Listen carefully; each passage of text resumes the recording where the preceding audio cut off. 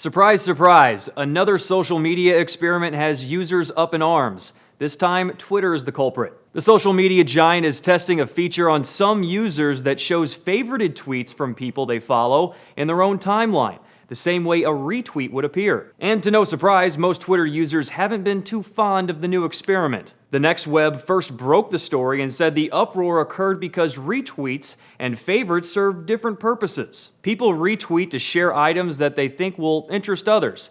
Favorites have emerged as something else altogether, a way to acknowledge receiving a message, say thanks, save a link for reading later. That idea is turned on its head with this new experiment. A writer for The Verge was not as kind, calling the move downright blasphemous. He said the beauty of favoriting was that it's usually not seen by more than two sets of eyes, giving it a pseudo-private feel.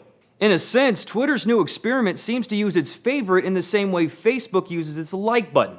Twitter has modeled its functions on Facebook before. In March, Twitter CEO Dick Costolo caused a similar user panic when, during experiments, the social media site removed the retweet altogether, opting instead for a share button that its much larger competitor uses. And Costello has also suggested a simpler user platform is what he'd ideally like to create down the road for Twitter.